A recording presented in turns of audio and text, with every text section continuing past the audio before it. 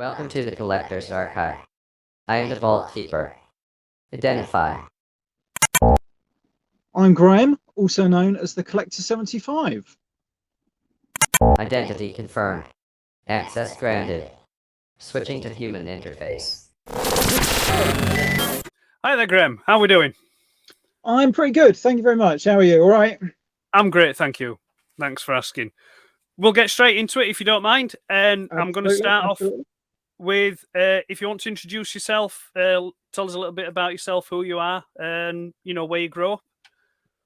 Right, so my name's Graham. I have a channel on YouTube called The Collector 75. I've been doing that since about late 2008. Mainly at the start, I did it to show off, pretty much like what everyone was doing at the time. And it was just showing usually G1 toys mostly. And then it just spiraled into the newer stuff and everything. I mean, there was quite a lot of popular YouTubers at the time who are still going. And then mine slightly took off a little bit. Yeah, I mean, I don't do it so much now. I try to, but it's time's an issue and everything like that. Yeah, but that's basically what I do. So where I grew up in Staines, which is sort of South London by Heathrow. Mm-hmm. Yeah, really. And I've been into toys and Transformers and all sorts since then, really. Yeah. No, cool. So what, growing up as a child and things like that, what toys did you play with? I mean, you said Transformers, but were there any others as well? Oh, there was loads, yeah. So before I was into Transformers, I think I was probably more into Lego than anything. And one of my biggest sort of sets that I had was a Lego train set that my mum and dad, I'd seen it in the local toy shop. And at the time, it was one of these ones that you could build. And if you had the means, you could actually hang it up and the train would go around it while it was hanging up. And I literally fell in love with it. And I said to my mum and dad, I want that, please, for Christmas. And I got it and I loved it. And I loved it to death, if you know what I mean. And I lost all the bits eventually over the years. But that was probably my favorite toy growing up. That was definitely before I was into Transformers. Once I got into Transformers, though, the other thing I really did sort of like was me and my brother, really. Well, my brother was sort of more into them, was Zoids. And I had a couple. But unfortunately, they did lose the battle with Transformers.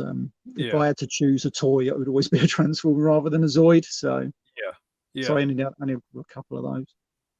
Yeah, no, I think I know as collectors, we value, like mint or complete figures, especially when it comes to vintage stuff. But I kind of have that soft spot for a toy that's been loved and played with.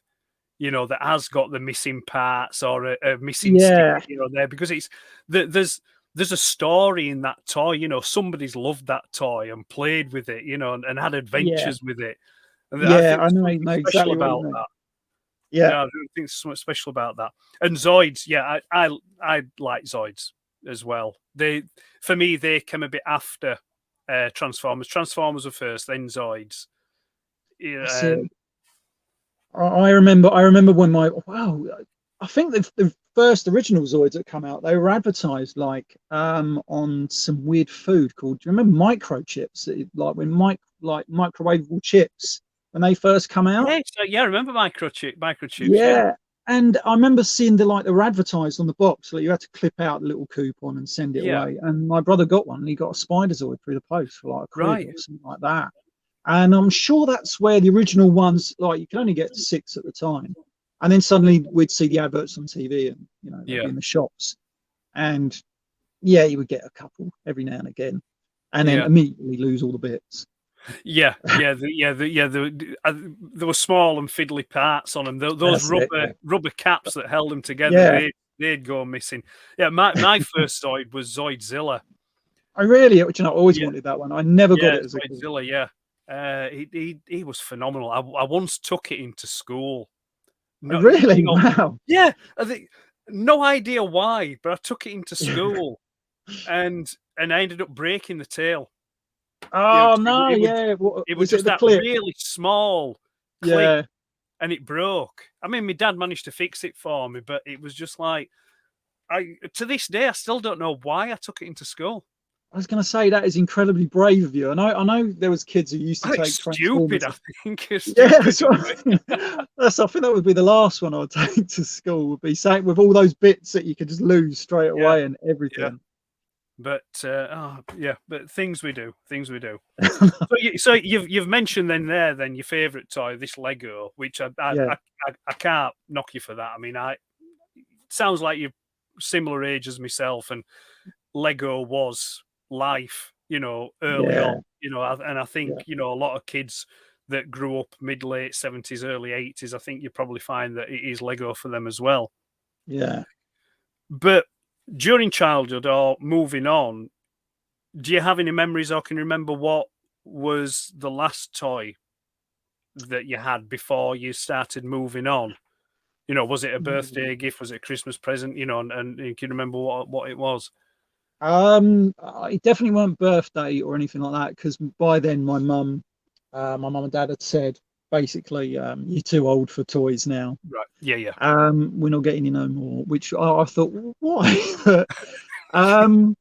So it would have definitely been one I bought, and I'm trying to think back the last, because obviously by then I was only buying Transformers. It would have been Zoids had long gone out the shops and everything. Oh, it might have been, because there was one in Forbidden Planet when I started going up there, but I think that was later. But probably the last one then would probably be an Action Master, probably Blaster or someone like that, or Soundwave, one of those.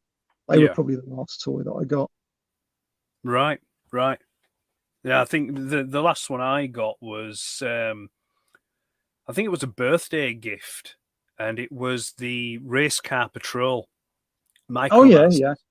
But that would have been, was it 89 they came out? Was it 89? Was it somewhere around there? Yeah, I can never remember the exact year, but it's because they staggered them. Like you had a few one year, and then the next year they would go nuts on the whole concept. Yeah. You know what I mean? But when the Pretenders came out and everything like that. Right, yeah. But by 89, that time I think I'd stopped collecting Transformers probably maybe a year and a half, 2 years prior to that, So it was like, oh, thank you, and it just got dropped somewhere in my bedroom, and I know. So right then, so you're there, you're at home, you're playing with your toys, you're laid on the rug, I assume, in front of the fire, playing about with Transformers and stuff. What TV shows, cartoons, or films are on the telly? While you're playing with these toys. God. Usually, what kind of things are you watching? Well, while I was usually on the rug playing with my Lego, usually it was bloody Coronation Street on the telly. Usually, because back then, like we only, you only have one TV in the house, and I'm way down the pecking order for getting my stuff on the TV. But I used to love watching Dungeons and Dragons. That was great. I used to love that cartoon. And Ulysses 31. Yeah. They were like my the cartoons that I would love just watching on the telly, because they were brilliant. And Tron. Tron was always a good film. Yeah. Tron. Yeah. I'm a lover of Tron as well. Dungeons and Dragons, Ulysses. Yeah, I'm right there with you with them. Did you watch much Transformers then, the cartoon?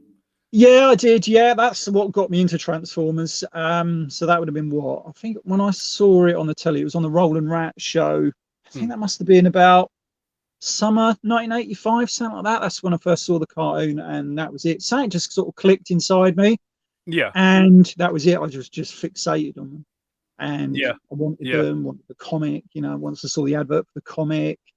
And whereas, like you get that bit when you're a kid and you get toys, you're not bothered about them, so you put them down, you'll smash them up if you really want, if you don't really care about them. But Transformers, suddenly I was like, oh no, I can't damage that one, can't do anything, I'll keep them, you know what I mean? And I was always like that with Transformers. They were the only toys that I never broke. Well, they broke, but not with me throwing against the wall anyway. Know what I mean? Unintentional breakages. Battle damage. Yeah, I have this sometimes when I speak to collectors from the US with regards the cartoon. We didn't get. Well, I didn't anyway. I don't remember seeing a lot of it. It like I said, it was on Roland Rat and then Whack-A-Day. That's it. Timmy Mallet and that, and it always seemed to be just. it was like the first 3 episodes. You know, the more than meets the eye, and I it was cut don't up know. I into don't little know. chunks. Maybe I just was a bit weird and I just couldn't stop myself from watching it, because I remember seeing quite a lot of the episodes on Wackaday. Right. Like they had definitely had Plague of the Insecticons. They had the Heavy Metal War. They had I'm sure they definitely had the Metal. Yeah, sure they had that one, and all like War of the Dinobots. I remember seeing all them. I recall seeing the Dinobot one as well, but Yeah. out of that, maybe I was just outside playing. I don't know, but I don't recall seeing that many actually on the telly. No, I tell you what though, I remember seeing, only because at the time I'd been knocked down by a car and I Right. was off school, and you know the Ultimate Doom, Yeah. that one was shown in its entirety for some reason just at the end of TVAM. Right. They were doing it every day. They were Right. showing a whole episode. Yeah. So I mean, I don't know how many episodes they did put on. They could have put more, but I definitely remember seeing that was how I watched the Ultimate Doom, just because I've been knocked down by that car and I was off school. Right. Right. Well, some payoff then. Well, I was about to say, yeah, the things I had to do just to watch the cartoon Yeah, back in yeah. '85. So, right, cool. So when was it then that you? I'm just looking. I'm still on the script. I've still not memorized this yet. You know, Yeah. maybe once I've got a few more into it, I'll be all memorized it. I'll be rubbish on a film or something like that. So, when was it you? When was it that you got back into collecting? You know, what was it that brought you back to it?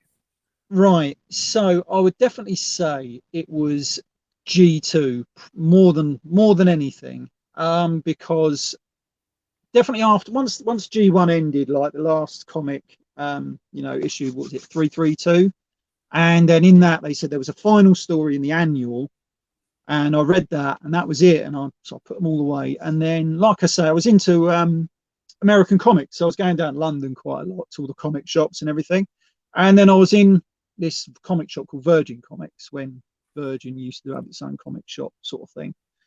And then on one of the racks, there was just the G.I. Joe comic. And it had, well, I didn't realize at the time, but it was Megatron just holding Cobra Commander. And I thought, that's thing. And I just picked it up and I thought, my God, it's a Transformer in a comic again. And I picked it up, couldn't wait to get it home. I read it. And that's when I realized it was Megatron, because at the time, I think I just said a bit earlier maybe that I'd gone in Hamleys and I'd seen all the stormtroopers and everything. And I assumed it was one of those characters, but it weren't. It was Megatron, and he's got this great new tank form, and that was it. I was hooked, and I think that was when I got all my Transformers back out the loft, the one box that back then I could get them all in. Definitely won't get them in one box nowadays. And that was it. And I was back, and I just started trying to get some of the G2 ones, but I was only picking up the G2 ones that I didn't have as a kid. So for example, I didn't get the G2 Jazz because I already had Jazz from when I was a kid. And did I get I got Sideswipe because I didn't have him, and that was the only reason. So they were the only G2 ones I was picking up, was ones I didn't get, which was probably a bit silly because there was ones that are probably worth loads now. If you like the Starscream, I should have picked up a bloody Starscream, because that one is quite expensive to try and pick up now. But that was it. That was me back into Transformers. So that would have been, was that like the early 90s then, would it be? Yeah, so I'd say that was about 92, 93, somewhere around there. Right. Oh, so you got back into it early then? Yeah, like I say, it was about 6 months, literally after maybe a year, I don't know, somewhere like that, after I put them all away and thinking that was it, done. That was my childhood sort of done, really. Yeah. And then, it didn't last long. Got back. I was too fixated on them, I think. Yeah. No, but a few years. It would have been about 98, 99. I think I started getting the urge again, to come back into it. So I think you mentioned it. So what was the figure then that got you back into it? Did you say was it Sideswipe? Did you say? Yeah, I would say probably Sideswipe, just being black. You know what I mean? Right. Because obviously it was red in G1, but at G2 you had just this shiny black Hmm. Lamborghini, and I thought, my God, that is so cool, and I Yeah. loved it, and especially in the G2 comic, like he had spikes all over his wheels and everything, and I thought, Yeah. because obviously it was the 90s, being in your Hmm. face and everything, and I loved it, and I got them all. Well, not all of them, but I got some of them. Hmm. Yeah, and it was just there really, and I got Megatron. I was out of work at the time, and I probably stupidly spent all my dole money on Right. Megatron, which left me no money for about Right. 2 weeks, which was a bit stupid because I wanted to go out and everything, so I was a bit. But I got one. So, Yeah. Yeah. so Yeah. Now we do these things. We do yeah. these things. So right then. So what? How can we answer this one? What? So what shapes you're collecting now? What like the motivation behind it? Has that changed or evolved since the 90s, or are you still pretty much following the same kind of ethos? Right. If you I've definitely changed in the last year or so. So from when after G2, when like I say, I found a comic shop and he was selling old toys like the old G1 stuff, and I got back into that way. So I started getting the old stuff, but obviously, then Beast Wars come along, and at first I was thinking, oh, a bit silly, but a friend of mine said, I bet you can't get every Transformer. And so I thought, well, I've got spare money now, I'm working. go. Why not? Challenge accepted. Yeah, so I'd see all the new ones in the shops, all the Beast Wars stuff, and so I'd buy them. And at the time, I watched the cartoon, wasn't expecting it to be any good, but I loved it, and I thought it was such a good cartoon. And I got totally into Beast Wars, and I was trying to get everything then. So it moved on through I got all the Japanese Beast Wars 2 stuff, the Neo stuff, and it just moved on to every line up until, I don't know, 2007, probably with the movies. I was trying to get as many figures as I could. Right. Now, I'm actually trying to sell a lot of those figures because I realised something, especially in the newer figures now. I'll buy them. And for example, who have I got over here? Right. So, for example, I bought, actually, no, not you. Right. So I got, I can't remember his name now. The Junkion. Yeah, the Junkions, right? So I've transformed him into his motorcycle after I first bought him. And that's how it will stay forever because I've got no motivation to ever really pick it up. But give me a G1 toy and I will mess around with it. And I'll get those out than any new thing. So I've stopped buying the new stuff because I'm just not that bothered really. I'll get a couple of them. Like I'm getting the Dino bots because I want to finish those off because I like those ones, and I want to get the Insecticons. But again, I think I mentioned this with Simon a few weeks ago. I am sick of buying the new stuff, and then a couple of weeks later you'll see it reduced, and you're just thinking, why the hell am I paying full price for this stuff anymore anyway? And then the quality's not as good as it used to be, and all that. So now I'm literally just buying old stuff. Really, that is it. I'm just focusing on my old G1 collection and upgrading when I can. Like if I find a box on eBay, I'll buy that, or a better toy or a better version. You know what I mean? A less yellowed sort of version of the toy. And that's it really, or just odd ones. Like I bought this off eBay. I've been umming and ahhing really. I buy quite a lot of KOs. So I saw this blue him. And I thought, well, I'll just buy that. Just odd stuff. I like odd stuff as well. So another odd one that I always love buying is I've got these, some really weird, oversized G1 Seacons, but in the most garish, weird colours you can get. But I love things like that. Are they like Surtoys specials? Yeah, that's it. Yeah, it's probably where I can't remember if I got these off Surtoys. There used to be, before Surtoys, there was a site called KO Toys that got closed down. That got raided by the police or something in China. And the guy, I don't know if it was him. It might have been another website after that. It was called the most weirdest names called chimungmung.com I or something. remember that one. Yeah, and then he was forced to stop because he got raided by the police. And I asked him, I said, "Oh, all your KO toys have gone," and he goes, "Yeah, because I don't want to go to prison." Right. So, but it changed its name to something else. I can't remember what it's changed it to now. Right. I know someone who will know, and that will be Rudy Zazu. He will know what the name was. I'm sure he will. There's always that always amazes me. I mean, I don't assume to know a lot. I know what I know, and that's it. But I'm the same. I'm pretty much the same. Yeah. Some of the people I speak to, I think to myself, how the hell do you know that? How does that get retained? Or, just sometimes there'll be little nuggets of information, it's just, I find it baffling, but, I know when I got back into collecting, you may have gone through the same phase. I know a lot of collectors do, is they just buy everything and anything. Yeah. And I went through that phase. If it had Transformers or it looked like a Transformers, I was buying it and I bought it. And then one day I had me, if I quote Pulp Fiction, when I had my moment of clarity. That's it. I know. I was in like one of these cheap shops, and on the shelf there were these Transformers, and I made a beeline for them. I picked them up and I thought, and I don't know if you remember them, they're called Animorphs.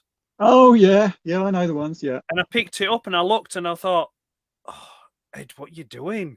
And I put it down. And after that, I kind of like went home and I just rethunk my whole ethos of collecting. And that's when I started.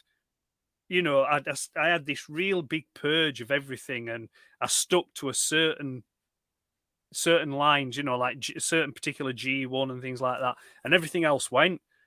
And I just thought, but I think a lot of collectors go through that.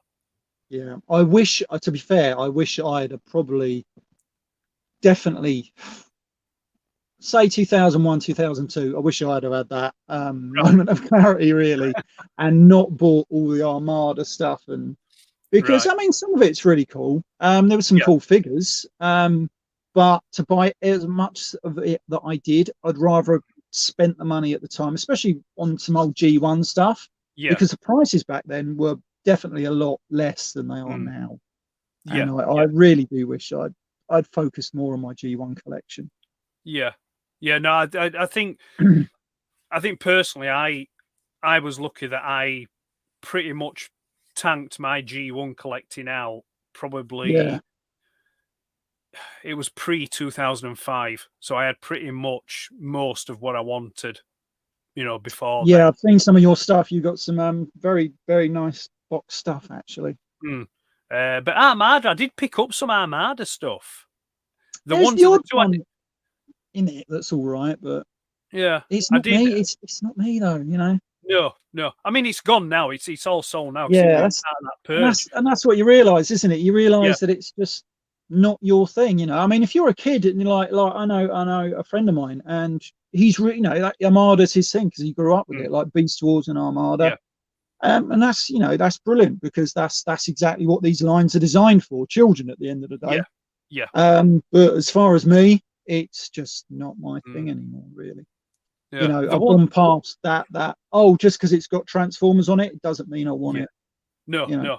The one I did have, which I kind of don't regret getting rid of it, was the Car Robots Optimus Prime, the fire truck. I know the one.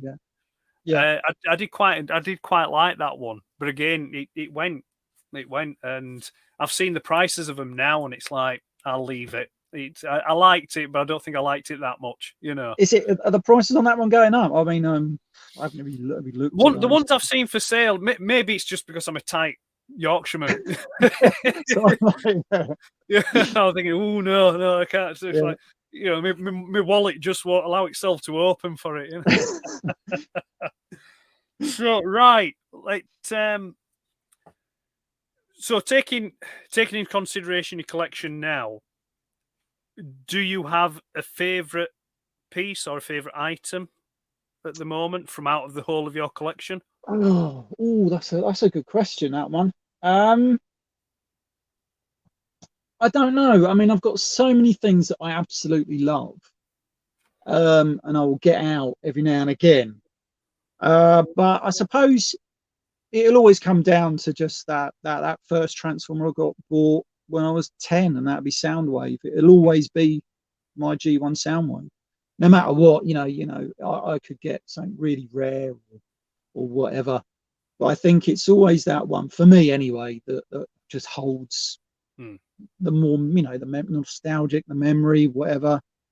Just so it would just be my G1 Soundwave. Yeah, I'm finding that a lot. It tends to be, of our age. Soundwave does crop up quite a lot. It was mine. Yeah. It was, but Bumblebee was the first one I got. But what I mean, I always say this. My first proper Transformer that I got was Soundwave, which were Christmas '84, I think it was. I got Soundwave and Megatron, and that was just like, I can imagine. Yeah. Soundwave was the guy. So again, talking about your collection now as it is, are there any gaps in it that you'd like to fill?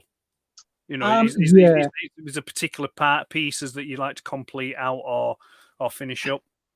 Yeah, I mean, I regret not getting a box Leo Kaiser back when I saw one for £70 once, a boxed complete one. This is back in the late 90s, and I missed out on it. I did obviously this is pre-internet, so I had to ring the guy up. He would send out a leaflet of all the toys that he had, and then I'd have to ring him up. But obviously, because you're just getting sent a leaflet, it could be well out of date. And I phoned him up and asked him, and now he said, "Oh no, I've already sold that, but I do have a Star Saber if you want it." And I thought, don't know who it is, but sounds all right. So I bought that. But yeah, I do wish I'd get like a Leo Kaiser, and a few of the other bits like that, like a Black Shadow. Yeah, I do regret not getting them or having the chance to get them or whatever. But yeah, be a few bits like that. So those are the gaps that you'd like. Yeah, they're the ones. They're the ones that I'd love to get. Yeah, I think it's because I think that I regret it more because at one time I did have the opportunity at least to get them, and for some bizarrely stupid reason I decided not to. Like I remember once I was at this convention. Well, I'll say a convention. It was like a meetup, about 98, somewhere like that. And this guy just brought in a whole box full of the Japanese carded, the single cassettes, all of them, Ravage, Rumble, all the Autobot ones. And he just wanted £10 each for them. Right. And at the time I'd run out of money. Right. So I couldn't get them. But, it's just things like that. And he had like a Goodbye Megatron gift set he just wanted £200 for. And at the time, I thought, no, I don't have the Predacons, so I'll buy the Predacons that he had. Yeah. When really I should have bought that fucking Goodbye Megatron set. Yeah. Yeah, I'm the same. Years ago, this would have probably been very late 90s, early 2000s. I was the same. I passed up on a Goodbye Megatron and Goodbye Convoy. Yeah. And I'd go back in time and I'd kick myself. Yes, that's it. That's what I mean. It's at the same time though, it's sort of like yourself. You did get a few bits that you definitely are happy that you bought back then, rather than trying to get hold of them now. If you know what I mean. Yeah, but that's the thing.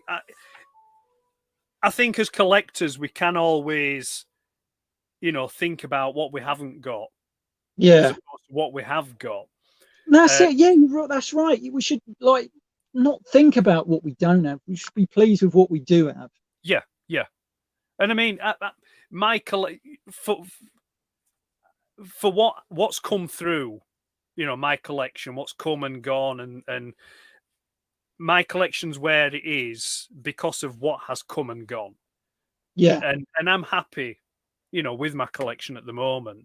And it's only there because these things have come and I've sold them on. Things like Shining Magnus and Nuclear Quest Super Convoy, God Jinray, I've got the photos of them and I look at them and I think, oh.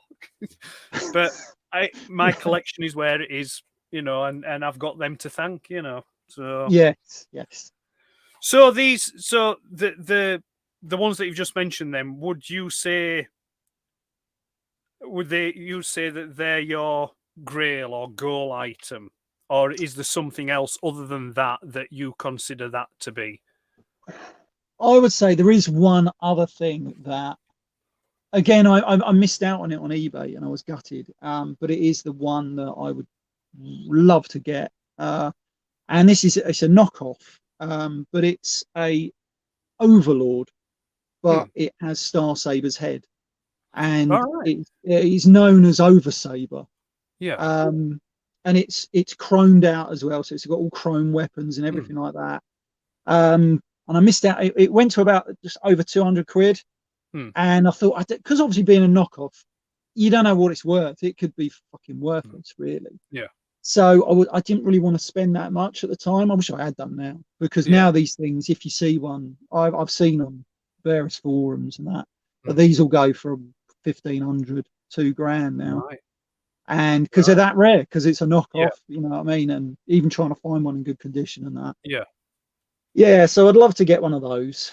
And that's probably the thing, because it's odd as well. It's just an odd thing because it's got Star Saber's head on it, and if you ever do a search for it, it's the most oddest looking thing. Yeah, I've never heard of that. I'm gonna have to look that one up after we finish talking. I'll send you a picture. I've still got a picture on my phone because I used it for something else a while ago. And it just looks so cool, and I would love to. I'm trying to think. Is Overlord is the one? Has he got the double? That's it. Yeah, he's got the double Power Master. Yeah. No, I've not heard of that one. I'll have to. I'll have to have a look at that one. It sounds a bit weird as well, you know, sort of like a bit crazy, all chromed up as well. Yeah, that's what I mean, and that's me all over. I love the odd stuff. It's just mainly because it's just odd, you know. Well, that's what I love. Going back to the G2 stuff briefly. Yeah. I remember seeing it on the shelves at the time when it came out, but because I was working, you know, my mind just wasn't on that. But I do remember looking at them thinking, you know, that could be garish and awful, you know, there's like neon colours or vacuum metalized bumblebees and sea sprays, and then they did it with the Zoids, the chrome, you know, vacuum they did, didn't Zoids as well. Yeah. Someone I know had a boxed Zoidzilla, Zoids 2, I think they were sold under. Yeah, Zoids 2, wasn't it? And I remember seeing it and I thought, you know, I think I might want that. Do you know what they did though? Sold it. Do you know what they did with those though, which is like a real bad quality thing? Is obviously what they've done is they had the molds from the original Zoids, and they made them, and then obviously sprayed them with the chrome or whatever they do. But they didn't make all the pegs smaller, slightly smaller, so when the chrome went on, you could actually put. You can't get the weapons on, and if you force them on, it cracks all the paint off. Yeah. And so, all the bits where you're supposed to stick the guns on the outside, you know. You just can't get them on because obviously that they built it up too much. So you've either got to like drill out the holes on the pegs, you know, or whatever. Yeah. And it's just a shame, really, you know. But you find that you know, I don't know, companies do that when they know almost that the line's going to fail, so they don't want to invest the money. Yeah. And you're thinking because you've done that, it will fail. Yeah. You know. Yeah. It's just those little things. No, I mean it's interesting because that's kind of a bit of a way my brain works. When I see all these really, really good custom Transformers, and there are some really good ones out there, and the way that they're painted and sprayed up, you know, the sort of, you know, the color schemes and things look great. Yeah. But whenever I see them, I'm always thinking they're not going to be able to transform them. You know, because the layers of paint's going to alter the tolerances. Yeah. You know, so when you come to transform them, it's going to scrape and chip and scuff and that is true. I've made quite a few custom ones. And what you got to do is obviously it takes ages, and you got to work out which bit's going to move against each other, and then you have to file it down. Because like I say, because when you're spraying on it, you're building it up and everything. Yeah. And for I'd say about 90% of the time, it's absolutely fine. I'll get away with Trent. Yeah, most of the time. Unfortunately, if you've got a bit like, because I did about 3 or 4 Scorponok customs, Right. His tail, obviously, it's so tight, like it was ratchet it around. Like if you're trying to spray that, there's no way you file it down. It's just still going to rub, and so you can't really avoid it in places like that. There are other methods you can do. You can dye the plastic, but you can only dye it a darker color. You can't go from dark to light.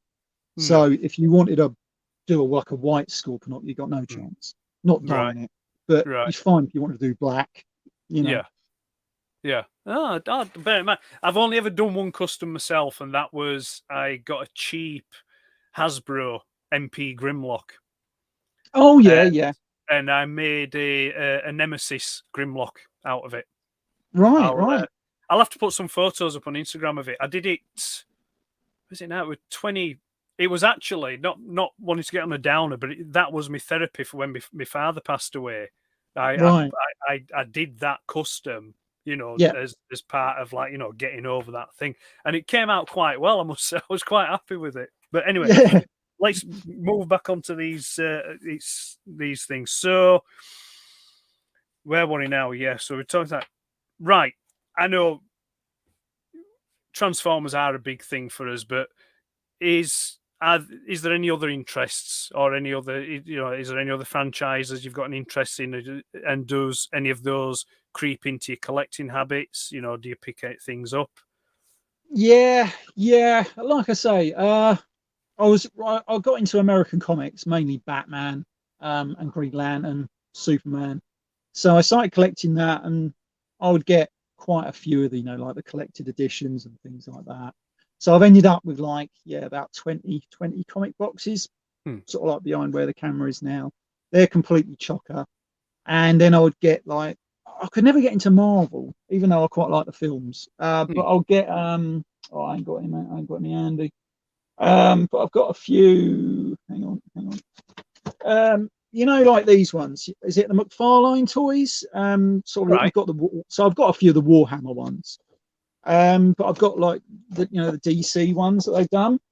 I've got the Dark Knight Returns set of 4 figures, and you can get the Build-A-Figure horse that you can ride and everything. Right. So I end up buying stuff like that. Right. So, yeah.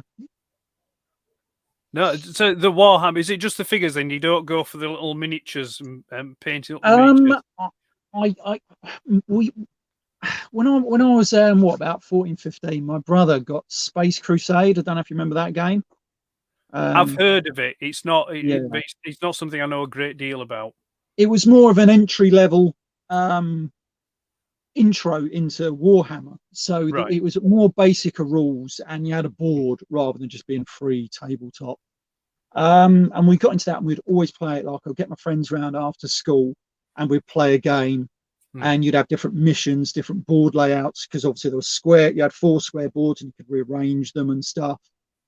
And so we got into it that way.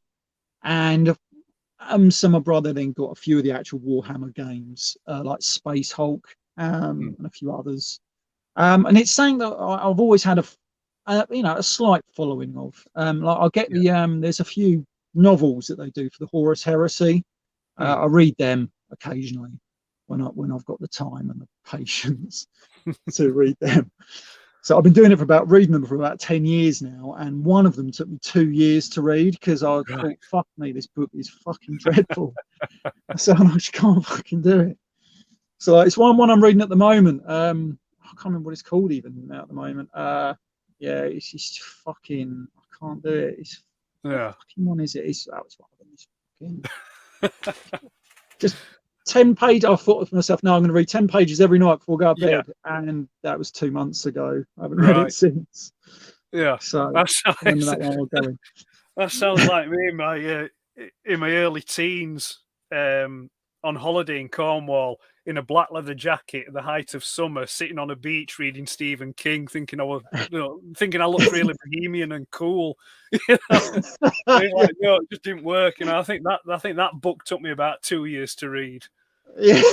I've been back and read it since. It's a really good book. I do like it, but at that point it was just like, yeah. That's, I mean, I'm sure it's really good. I'm probably reading at the wrong time when I'm really tired as well. So it takes me about 2 minutes just to think, oh my God, I can't do it. I can't keep my eyes open. Yeah. But the board game, the board game, I'm thinking, you know, maybe in future it is one to ask, because it's come up a few times as this board game thing. Yeah. You know, because again, I think being of our age, there was a lot of board games growing up, and people used to go on those camping holidays and play the board games. One board game I played as a kid isn't just a Waddington's one. It was called Lost Valley of the Dinosaurs. It came out in about 85. Oh, right. Okay. And I've still got it, and I've recently started playing it again. You know, maybe so, you know, I'll have a game with my son, and sometimes friends will come round and we'll have a game. And it's it's kind of a semi-strategy kind of thing. Yeah, it's a tabletop, and you've got the little men and things like that, and just really enjoy it. I mean, I don't think I'm quite at the stage yet to start going in Dungeons and Dragons or Warhammer, but you know, it's all right for just, you know, an hour or two and enjoying. I'll tell you what, that Warhammer, sometimes, occasionally I'll watch it on YouTube and you'll see the people that are really into it, and they've got all these beautifully painted up armies and stuff, and you think, my God, I'd love to be that into it, but I can't draw, I can't paint or draw for toffees, so that would be lost on me, that side of it. But I would love to be able to play it, but no one likes. I've tried getting my son into it. Like, I bought him one for Christmas, one of the newer ones. I can't remember what it's called, but he's got no interest, really. Right. No interest. And I think, I'm sure he's not my son, I swear, because he hates Transformers, he hates Zoids. I've tried showing him everything, and no interest. No, but then again, you know, he's got his own interests. So I know that one. I always made a conscious decision to try and not influence, you know, my kids into following or doing what I've done. And sometimes I'm the same. I think to myself, it doesn't take. I mean, my son is good at football and rugby. I never was. I was never a sports type of person, and he's usually got his head buried in his PlayStation. You know, you know. So you know, the odd times he does come up for air, it's usually just a grunt and feed his face, and then disappears again. No. Yeah, I know the feeling. Yeah. Right. Well, we're pretty much near the end, Graham. So this part is the part where you get to pimp yourself. You know, your channel, your social media, or, you know, just or whatever. You know, I suppose it's just, again, you know, just telling people who you are and where they can find you. Well, I suppose then, yeah. I mean, I do have an Instagram channel. I don't know if that's what they call it, page. I don't know. Page, channel. Whatever it is on Instagram. Yeah, I'm on there as the same name, the Collector 75. I post pictures of whatever toys that I can be bothered to get out at the time, or some pickups and stuff, or just what I've been doing lately, or stuff like that. But again, I do have my YouTube channel. I haven't uploaded for a while now. I will once I get the motivation to do it again. I should really, but yeah, but that's where you can find me. On YouTube. And YouTube's the same, the Collector 75. Yes, that's the one I've been using for quite a while. Back when on YouTube you had to have a name that no one else has used. Nowadays you can just create one and you can change it to any name. Right. Because I only really wanted the Collector. Because I was just gonna, when you mentioned that, I was just gonna say, you know, what was the thought process behind the Collector 75? Yeah. Again, my friend used to make fun of me saying that I was like, you know, the comic book guy off The Simpsons. Yes.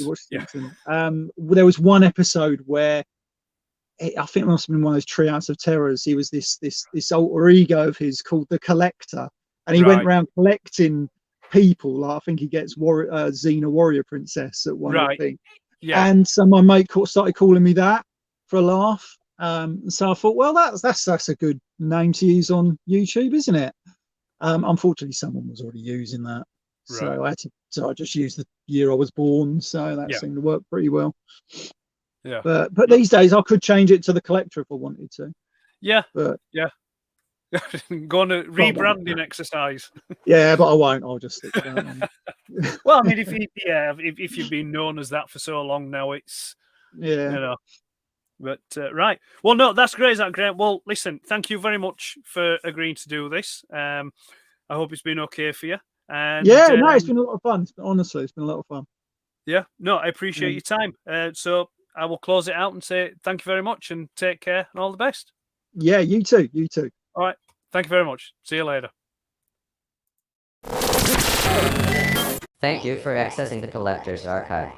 To enable return access, please select the like, subscribe, and notification icons. Transmission terminated.